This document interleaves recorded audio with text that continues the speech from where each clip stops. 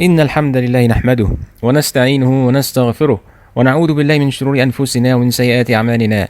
من يهده الله فلا مضل له ومن يضلل فلا هادي له، وأشهد أن لا إله إلا الله وحده لا شريك له، وأشهد أن محمدا عبده ورسوله. All thanks and praise are due to Allah. We seek His help and forgiveness, and we seek refuge in Allah from the evils within ourselves and the consequences of our evil deeds. Whoever Allah guides will never be led astray, and whoever Allah leads astray will never find guidance. I bear witness there is no God but Allah, alone without any partner, and I bear witness that Muhammad, peace and blessings be upon him, is his servant and his messenger. A couple of days ago, an esteemed brother of mine sent me a lecture by a Pakistani-American preacher called Yasser Qadhi, asking me to expose the man for the shrewd innovator that he is. Originally graduated as a chemical engineer from the University of Houston, Qadhi traveled to the Kingdom of Saudi Arabia, where he studied Sharia at the Islamic University in Medina, Jama'ah al-Islamiyya, and then bounced back to the US, where he continued his Islamic studies with a PhD at Yale University. Now, obviously, one should feel, at the very least, suspicious about a curious decision such as this. I mean, leaving one of the top universities of Islamic scholarship in the world and deciding to resume religious studies in the US instead. This shows that the man wasn't quite happy with what he was learning in Medina at some point. I would even go on a limb and claim that he bothered more about the repute and prestige that comes with scoring a PhD from Yale than about the objective religious and scholarly worth of what he was learning there. One does not leave the scholars of Islam in KSA to chase a certificate on Islam from USA, unless one is A, kicked out of KSA for some reason, or B, one is not really honest or faithful with their quest for learning Islamic sciences and has certain earthly inspirations in mind. Now, you may think at this point, what do I care where the man learned what he learned? What matters to me is what he says, so get to it already. I would thus beg of you to exhibit some patience and remind you that though it is true that a book should not be judged by its cover, it is also true that the choice of cover always has something to say about the author, even before you proceed to read the book itself. And what we have here is not just the choice of a cover, it's actually a choice of scholarly authority, of bibliography, of method, and of language for that matter. There's a reason we tell our postgraduate students to always pay attention to the biographies of the authors whose works they may choose to read. Muslims should make sure never to listen to a preacher they do not have sufficient background knowledge about. The great Tabi'i Ibn Sirin, rahimahullah, is famously quoted to have said, "This science is religion, so you should always watch who you take it from. إن هذا العلم دين فلينظر أحدكم عمن يأخذ دينه." I had to wonder at this point, what kind of PhD on Islam does one get from Yale University anyway, leaving KSA's Jama'ah Islamiyya behind to go chase after it? Well, I looked it up, and it turns out he's written a PhD on Shaykh al-Islam Ibn Taymiyyah's major treatise, درء التعارض بين العقل والنقل. First off, let us establish that any attempt to do original Islamic scholarship in another language besides the Arabic language would inevitably follow the scholarly norms, styles, schemes, and intellectual ends of non-Muslim academia, and should not qualify its author as a student, much less a scholar in Islamic sciences. Okay? In a footnote in his dissertation, he comments regretfully, saying, "For a reason that is not apparent to me, it seems that scant research has been done amongst Western circles on this towering figure of Andalusian Islam." Okay, he was referring to Ibn Abdul Barr, rahimahullah. What he calls Western circles in this passing comment are in fact the academic circles and figures of authority he appeals to and wishes to become a part of by publishing that work. Otherwise, what would a scholar of Islam care about what Western academics have to write about this or that imam, except to mount a defense in his favor if need be, perhaps? A Western academic would do himself or herself a favor if they sought to learn Islam the way it should be studied, learn Arabic language at full capacity, and spend years in apprentice to Muslim scholars, learning from their sources with their language the way every scholar of Islam should do. Okay? But that's not the circle he's appealing to here. Not the circle of authentic Islamic scholarship, but of Western scholarship about Islam. Okay? Please pay attention. This is important. The gap between these two circles is essentially the gap between the Arab Muslim an Arab Muslim studying his religion in its revealed language and a Western non-Muslim, usually Christian Orientalist, engaged in colonial studies about the faith. Okay? It's a fundamental difference. It's not to be taken lightly. And yet Yasser Qadhi seems to bemoan the fact that some towering figures of Islam did not get the academic attention they deserved by Western circles. I would dare say that blurring the line between those two academic traditions in studying Islam is a literary crime in and of itself. Okay, when works by someone like the Anglican priest and Orientalist William Montgomery Watt, for example, are used as authoritative reference material in scholarly studies of Islam, then we have a serious issue on our hands. He also cites heavily books and articles by Frank Griffel, a Yale professor of Islamic studies, possibly one of the professors under whom he had studied there. Now, let me show you an example in Griffel's own writings of what I mean by the fundamental distinction between proper Muslim scholarship on Islam, mainstream scholarship done by Muslims according to the Muslim tradition, and non-Muslim Oriental studies that Qadhi refers to in his dissertation on occasion. In the abstract for his paper, a paper titled "What Do We Mean by Salafi? Connecting Muhammad Abdu with Egyptian Noor Party in Islam's Contemporary Intellectual History," Griffel writes the following. In contemporary academic literature, the word Salafi has a variety of meanings. Most importantly, Western academic literature of the 20th and 21st centuries applies the word to 1. An Islamic reform movement founded by Jamal ad-Din al-Afghani and Muhammad Abdu in the last decades of the 19th century, and 2. to contemporary Sunni reform movements that criticize main manifestations of Sunni Islam, which are based on Sufism, Ash'arism, and traditional madhab affiliations to Shafi'i, Hanafi, and Maliki schools. In a 2010 article, Henry Louzier argued that the use of the word Salafi to describe these two movements is an equivocation based on a mistake. While the movement of contemporary Salafis may be rightfully called by that name, Al-Afghani and Abdu never used the term. Only Western scholars of the 1920s and 30s, most importantly Louis Massignon, called this latter movement Salafi. This paper re-evaluates the evidence presented by Louzier and argues that Massignon did not make a mistake. The paper describes analytically both reform movements and draws the conclusion that there is a historic continuity that justifies calling them both Salafi. The paper draws an analogy from the use of the word socialist in European political history, which first applied to a wider movement of the late 19th century before its use was contested and narrowed down in the course of the 20th. Now, as a Muslim student of religious sciences, I can tell you with fair certainty that no Muslim scholar or otherwise has ever found any reason whatever to label Al-Afghani and Muhammad Abdu's reform movements Salafi. And yet this guy, Griffel, is arguing that there is some historic continuity that justifies calling it as such, drawing analogy from the way the term socialist has been used in Western literature. So apparently it could turn out, after all, that all contemporary Muslim scholars are mistaken about who to call Salafi and who not to call Salafi, and they ought to follow the Western example on how to decide to gather two distinct groups under the same label.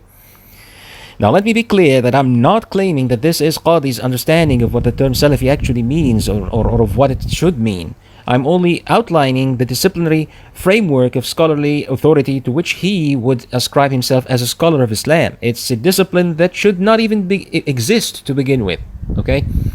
What does Griffel mean by contemporary academic literature? He means Western academic literature on Islam.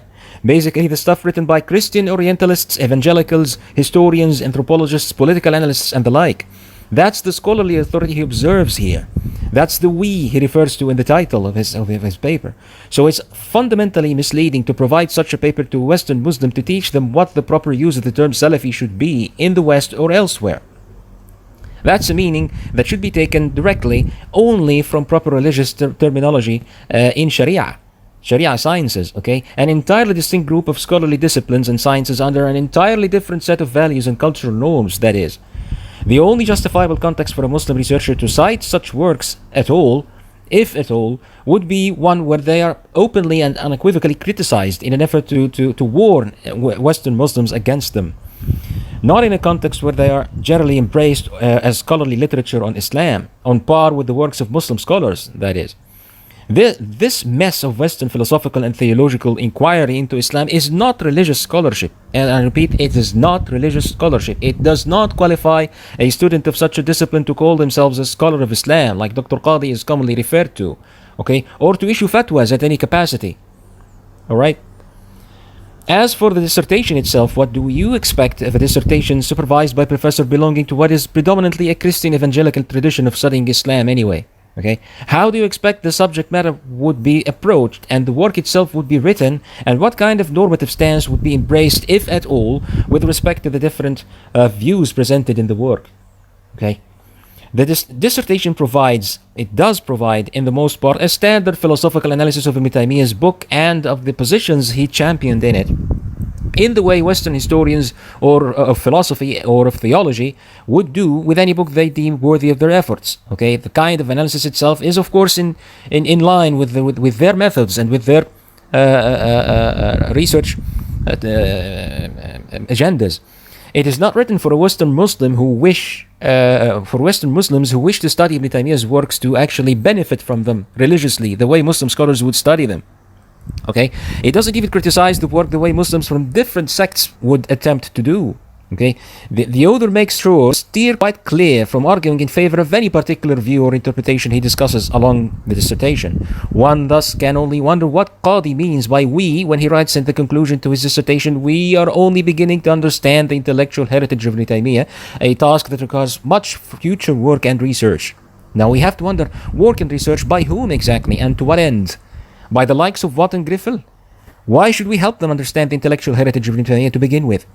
To enrich and expand the philosophical bibliography and a fundamentally misleading tradition, one that only serves evangelicals in constructing their systematic attacks on Islam? One quick look at the bloated bibliography of the dissertation and you'll immediately see what I mean. Okay? The Salaf were so strict about teaching non-Muslim Islam that they notoriously inhibited Muslims from even giving non-Muslims access to the Quran itself. Okay, and the reason is obvious: protecting the tradition itself from people with ill intent from spoiling it. Today, Muslim researchers in the West are spending far too long answering all kinds of misconceptions and falsities about Islam, red herrings of all forms and types that non-Muslims have had all the time in the world to come up with, and such Western studies are precisely the material they refer to. Okay, studies conducted under a discipline where all possible interpretations are legitimate and deserve to be taught at equal footing. Had it been up to us, historically, we would have kept it all in order, like the Salaf did. You wish to learn about Islam? Fine, just come to a Muslim scholar to tell you what you wish to know. And only if you exhibit an honest desire to embrace the religion would you be given access to Islamic sciences and to academic literature. You would first be taught the Arabic language, of course, which is the key to Islamic scholarship, so you could start studying Islam as a practicing Muslim, okay? Not as a critic from outside. Okay, you would not be offered entire treatises of Muslim scholarship translated to your own language, so you could write a dissertation about Islam as a Christian student of cultural studies or whatever that means. Like I said above, this is not an ill-reputed discipline in studying Islam. It's a Christian academic tradition that should not even exist at all, and we should not participate in it. Okay, and only Allah knows how many Westerners it has led far astray. One can feel sorry for a young Muslim seeking to learn about Islam in such an intellectual environment. I sincerely pray that Allah would guide them to true scholarship of Islam, true scholars, true teachers of the Sunnah. So I find it quite misleading that he even wonders why a particular Imam was not giving the attention he thinks he deserves by students of that Western tradition of studying Islam. Okay, have you ever even wondered or bothered to wonder why a Christian would bother at all, Dr. Qadhi, with studying this or that Imam, while still, of course, sticking to their Christianity? Is this not a foundational question that deals with the very purpose of that discipline itself that you aspire to serve with your works? What on earth do you think you're doing there anyway? Why are those people studying our Imams, scholars, and books to begin with? Why would they be interested? If they do not plan to embrace the religion themselves, why would they study it? Why would a Christian priest exhibit any interest in studying religion within an academic discipline that would take his work as authoritative literature? Okay, have you ever bothered to wonder about that? Where do you stand on Orientalism in general, Dr. Qadhi, and how could you even begin to disdain the practice or criticize it when you have chosen to actually become a professor in that field? All disciplines of academia are founded upon a set of initial questions that stem originally from the interests of the particular group engaged in posing and trying to acquire systematic answers to those questions within the social and cultural norms to which they belong, to which this group of inquirers belongs. That's an issue that Muslims should not take lightly when deciding what Western disciplines to copy and teach in Muslim universities for the benefit there is, and what not to copy, what to follow and what not to follow. Some questions are not even worthy of our time. Some questions are not even ours to ask to begin with. Some questions are not to be asked. It is wrong to ask some questions, okay? Some questions are wrong to be asked in the first place by Muslims, all right? The reasons your fellow scholars within the discipline that you so happily belong to would have to inquire about this or that Imam, Dr. Qadhi, are obviously not the reasons that we Muslims would have. Okay? Topics and titles of dissertations are determined, accepted or rejected according to those norms of theirs. Okay? Norms that are not Islamic to begin with. This is why Yasser Qadhi should be treated as an Orientalist, really, in my view, not as a Muslim scholar or student of Sharia at any capacity, despite the fact that he did, in fact, study his undergraduate studies at Jamia Islamiyya in Medina. Now, taking this background in account, one could start to understand why this man has often taken scholars of Islam in Case A as target for shooting practice. I'm not claiming that he hates them because he studied at Yale, though. He did his undergraduate studies of Islam in one of the most prestigious universities in the Muslim world, one where those scholars are revered and held at high esteem, well before he decided to go to Yale. So obviously he started hating them at some point in between. I do not know if he affiliates himself with the Muslim Brotherhood, yet I would not be surprised if it turned out that he actually does. I know, however, that he adopts the Sururi position regarding issues of manhaj. Okay, the proper way of Muslims dealing with the questions of political authority, jihad, revolutions, protests, and the like.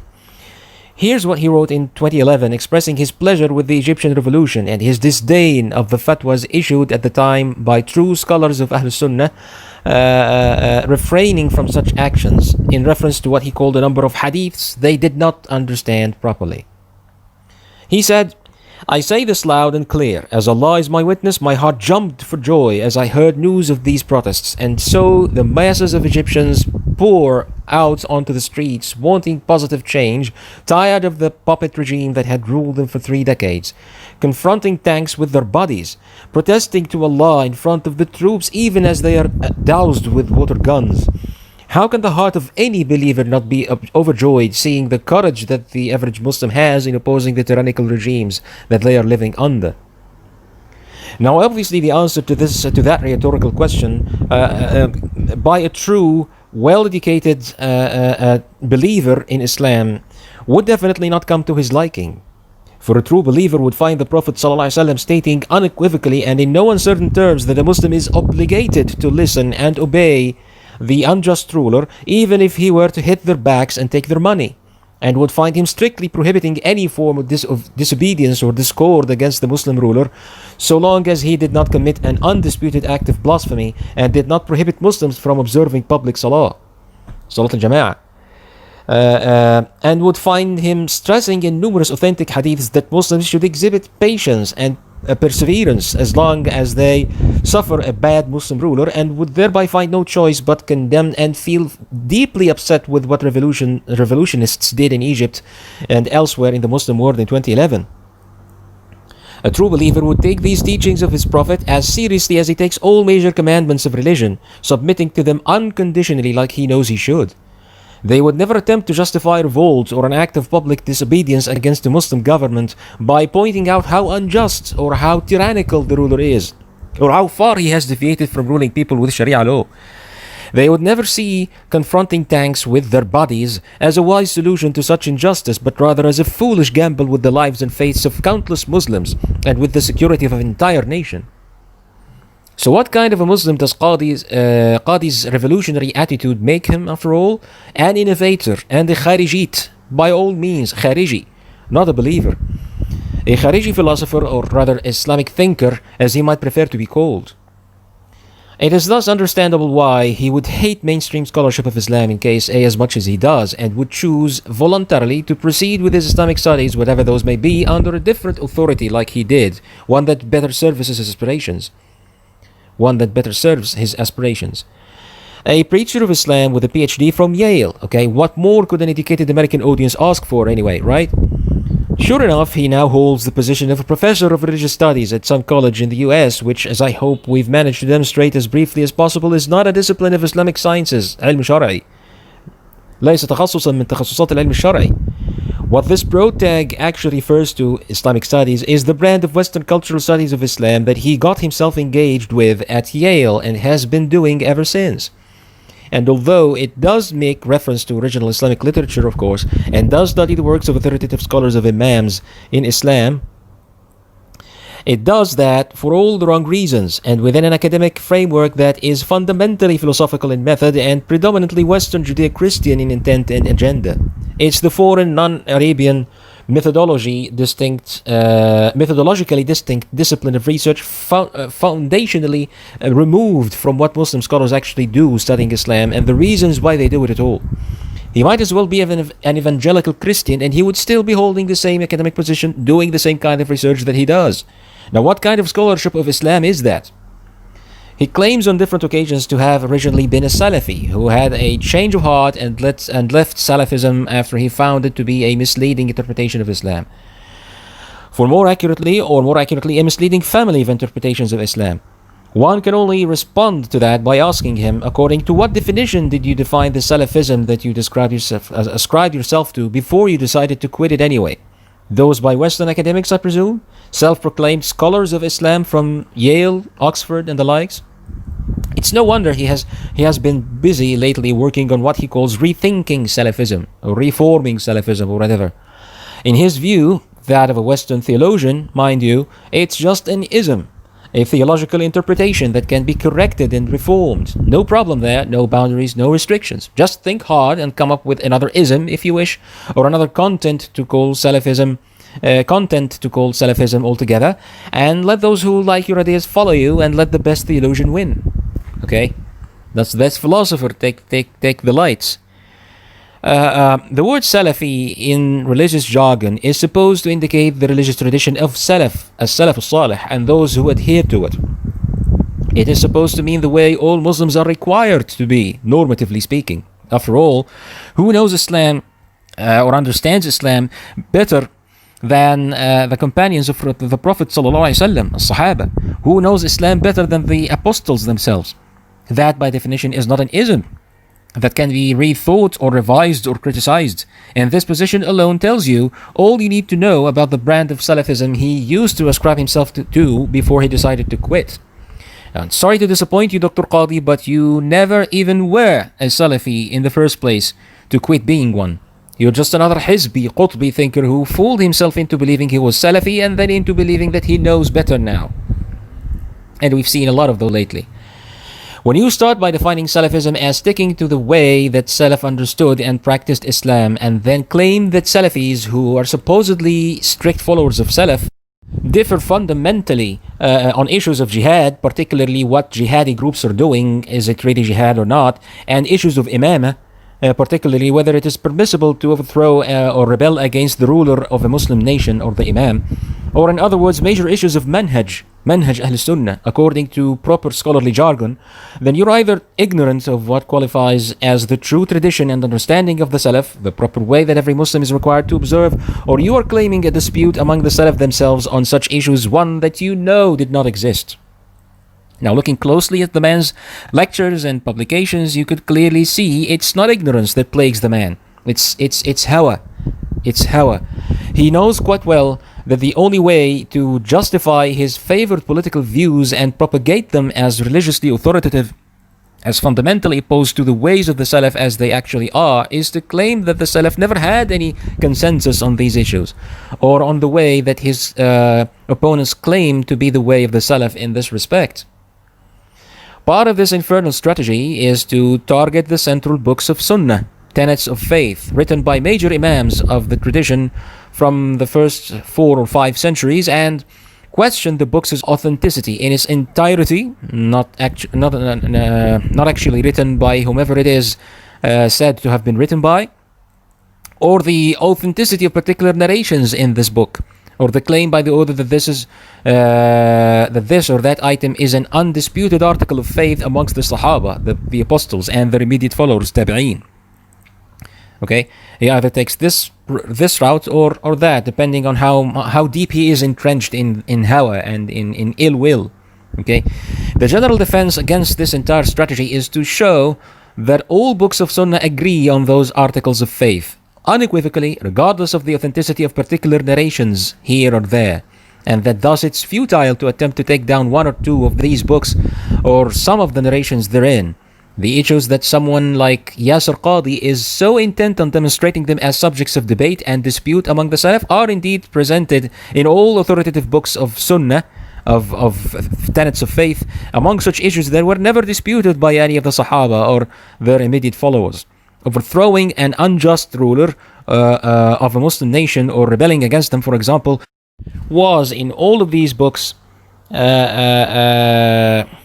every bit as condemning and prohibited as committing any other innovation in the faith that they were written to warn Muslims against, these books. So when it comes to the way of the Salaf, there is only one position in this respect, only one interpretation of the Prophet's teaching, sallallahu alaihi wasallam, not many as he would insist. In any case, this is the strategy that Dr. Qadhi adopts in the video that was sent to me, as I noted earlier, and as we shall show in the coming parts of this response, may Allah show the path of the Salaf to those who truly seek His mercy and His guidance. Walhamdulillahi awwalan wa akhirah.